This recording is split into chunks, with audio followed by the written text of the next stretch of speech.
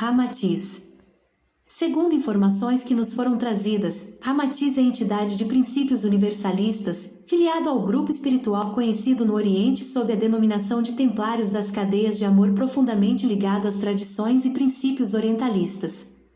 Exerce no espaço a função de secretário-geral da Fraternidade da Cruz e do Triângulo, que se empenha em divulgar os ensinamentos de Jesus, paralelamente com a tradição espiritualista do Oriente, estabelecendo assim um profícuo intercâmbio entre as correntes espiritualistas do Ocidente e as fraternidades iniciáticas do mundo oriental, com significativo proveito para toda a humanidade.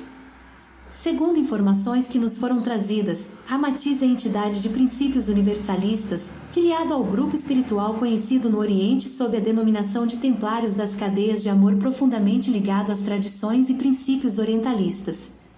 Exerce no espaço a função de secretário-geral da Fraternidade da Cruz e do Triângulo, que se empenha em divulgar os ensinamentos de Jesus, paralelamente com a tradição espiritualista do Oriente, estabelecendo assim um profícuo intercâmbio entre as correntes espiritualistas do Ocidente e as fraternidades iniciáticas do mundo oriental, com significativo proveito para toda a humanidade.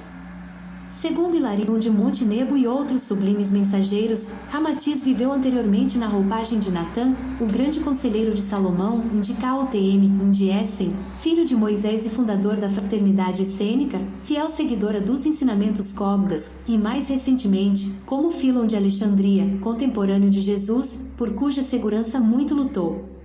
Sua bagagem espiritual, porém, ele a trouxe de muito mais longo, tendo militado na Atlântida, ao tempo de Antúlio e onde conviveu com Allan Kardec, o futuro codificador do Espiritismo. Viveu também no Egito, na era de Ramsés II e do faraó Mernefta, quando reencontrou-se com Kardec, então o sacerdote Amenófis.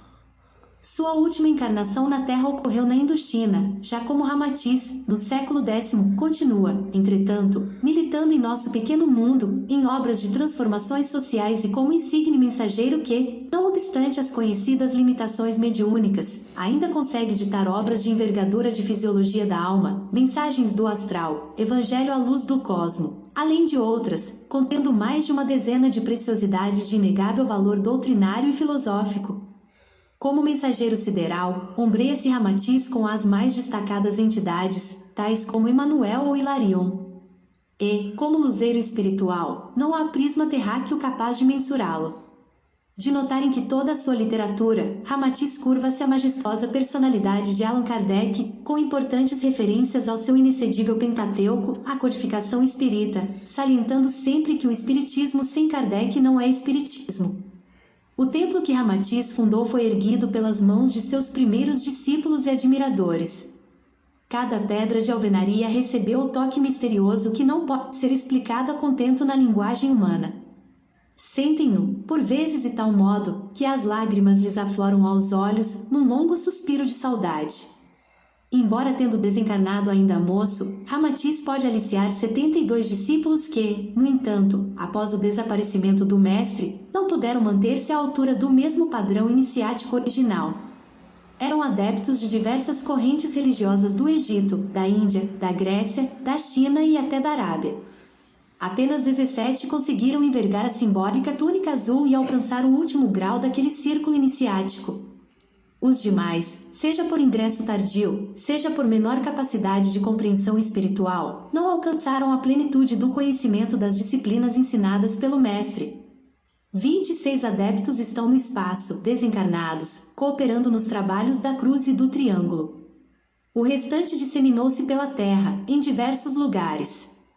Sabemos que 18 reencarnaram no Brasil, 6 nas Américas, enquanto os demais espalharam-se pela Europa e Ásia. Como a Europa está atingindo o final de sua missão civilizadora, alguns discípulos reencarnados emigrarão para o Brasil, em cujo território, afirma Ramatiz, se reencarnarão os predecessores da generosa humanidade do terceiro milênio. No templo que Ramatiz fundou na Índia, esses discípulos desenvolveram seus conhecimentos sobre magnetismo, astrologia, clarividência, psicometria, radiestesia e assuntos quirológicos, aliados à filosofia do duplo etérico.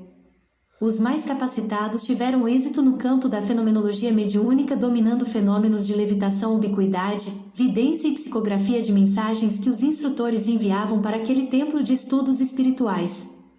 Mas, o principal toque pessoal que Ramatiz desenvolveu em seus discípulos foi o pendor universalista, devido ao próprio fundamento fraterno e crístico para com todos os esforços na esfera espiritualista. Não se preocupam com os invólucros dos homens, movendo-se para solucionar o mistério da vida. Sentem a realidade contínua do Espírito, que só lhes inspira o amor e a fraternidade, a qualquer momento e em qualquer local. Respeitam e compreendem a necessidade que os homens têm de buscar a verdade a fim de se exercitarem para os voos crísticos do futuro. Não se adaptam a exclusivismo algum e evitam postulados doutrinários que cerceiam a liberdade da razão. Visão psíquica de Ramatiz. Ramatiz. Ele nos apresenta com um traje composto de ampla capa aberta, descida até os pés, com mangas largas que lhe cobre a túnica ajustada por um largo cinto de um verde esmeraldino. As calças são apertadas nos tornozelos, como as que usam os esquiadores.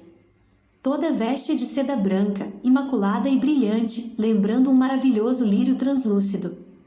Os sapatos, de cetim azul esverdeado, são amarrados por cordões dourados que se enlaçam acima do calcanhar, à moda dos antigos gregos.